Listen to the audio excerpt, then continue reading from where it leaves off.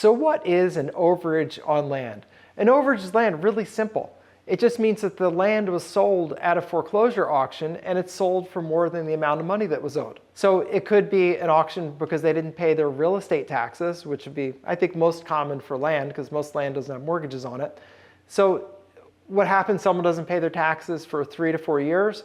The taxing authority does not like that one little bit, and they will sell that property to the highest bidder. You won't own it anymore, and that's what creates the overage. So when there's a difference between what the property sells for versus what's owed on it, that's called an overage. Now you'll also see other words, overbid or excess funds, or two other ways that they name that. And basically it just varies a little bit by state, depending on what the state tax foreclosure laws are. That'll coordinate to the term. But again, excess funds, overbid, overages all mean the same thing.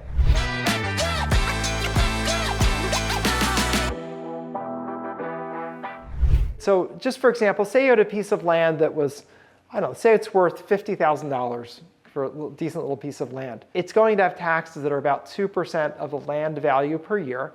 So about $1,000 a year in taxes.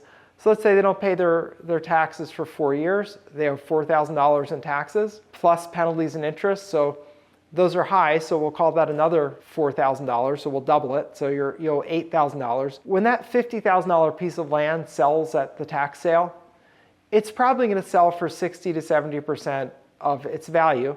So let's say it sells for 60%, it sells for $30,000. When the house sells for $30,000 and they only owe $8,000, that means there's $22,000 left over. And when there's $22,000 left over, that is overages money, and that's available for the former owner to claim. Because it really represents the equity. It's not like the taxing authority gets to get a little jackpot because the property sold for more.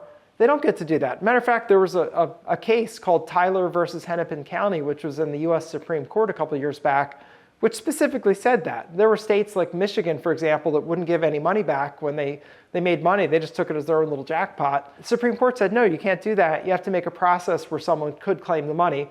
So in all the states that hold these kinds of sales, there's some process to claim excess funds. They do vary by state. If you're interested in this as a business, I do teach the business. You can start by checking out my Intro to the Overages Business video. There's a link up there and there's a link down below. But let me give you a few more details about this. So this land sells for $30,000. They owe $8,000. There's $22,000 left over. That money is eligible to be claimed by the former owner. Most former owners never claim their money. The state of Maryland did a 3-year study, did 3 separate years, and they found that over 70% of the time, no one ever claims the money. It just sits there and eventually just forfeits to the state. And when it forfeits to the state, they're really happy, right? They just sweep it all in. And they do take in hundreds and hundreds of millions of dollars a year that way. But to their credit, for people that apply for the funds, they don't give you a hard time. Just like the IRS gives you your tax refund, as long as you file your tax return, they'll give you the refund. Right? It's not like they call you and say, oh, we know we owe you 10 in your refund, but would you take 5? They don't do that. They just give you a check. It's the same thing. So they don't give you a hard time, but they also don't come and chase you around either. It's not like they say, hey, Sheriff, we just sold this property and we have $22,000 left over. Could you go out and find, Janice that lost the property and give her this check? No. They don't do that.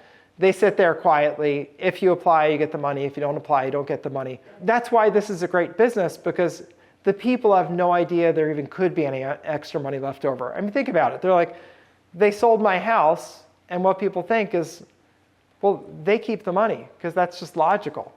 It just doesn't happen to be right. I can tell you as a lawyer, sometimes laws are a little weird, right? The way it actually works is that if you apply, you'll get the money. It's a pretty simple process, but people don't know. So the business is that we get the list of people owed the money that shows exactly how much money is owed to them. We look up their contact information, and we offer to help them get their money for a percentage. Lots of people take us up on that. We go and recover the money. We make a nice living. We do great work because we get people literally so down and out, depressed and distressed, and we get them this big windfall they never expected, and it's truly wonderful business. So we've helped people with both land and houses they've lost.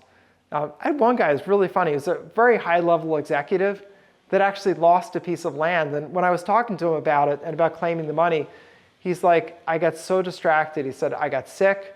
I was in the hospital, and he said I got completely distracted and honestly even forgot I owned this land. And he said the bills weren't coming to my house, and he said I just completely lost track of it. He was happy to get money. We didn't get him that much. It was like $20,000, but he was like, this is great. You know, that was more than I actually originally paid for the property, so he actually made out. We also have people even more touching. You know, the picture you see of the older lady on the screen who's in her 90s, she actually lost her house at a tax foreclosure, and there was about $25,000 left over that one of my students got for her. This wasn't my deal, it's one of my students.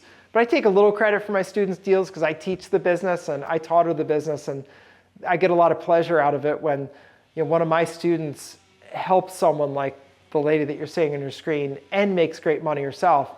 I mean, to me, that's just absolutely ideal. So anyway, the lady that you're seeing was literally pushed out of her home, was living in the Walmart parking lot that you see her in that brown truck, because she had lost her house because she couldn't pay the taxes. She got $25,000 back into housing. Because let's face it, it's just criminal if someone in their 90s is in that situation. Should not be living in the Walmart parking lot in a truck. And that's something my student did that makes me so happy. There's another lady, Carrie Johnson, that you see on the screen. Carrie had a tough time. She was a good person, working away. She was actually a mental health counselor. She got attacked by one of her clients who was a schizophrenic and fractured her neck and had to not work. Never got her disability. She was supposed to, but she never could get through the process. And she said to me, she said, it's just, I tried and I tried. She said, I'm just not good at that kind of stuff. So she never got her disability. She eventually just ran out of money and literally lost her family home to taxes. It had been in her family for over 100 years. She was so sad. And she ended up in a homeless shelter. And we got her money. We got her $32,000 that she never expected. That was the impetus that got her back into housing. She finally got a disability payment. She got Social Security, and she got a pension because she'd worked for the state for over 20 years. And there she is today, living back in a house. She's doing well again. And you know, this is the kind of thing that you do in this business. That's why I said it's really good business for someone who wants to make great money. Yes, we should all make great money for ourselves and our family, but you also want to do it helping people. And if you really have a heart for helping, this is a great business. And it's a good business for people that are retired, where they want to do like a side business, just so that you're not like scraping by on Social Security. So you're actually living a great life where you can travel, but you have a business that you can do at a very low level. You can just do a few deals a year and you'll do great. People that want to retire early often do this, where they're just like, hey, let me do this. I'll replace my income. Don't have to work full time to do that. And then I can start enjoying life.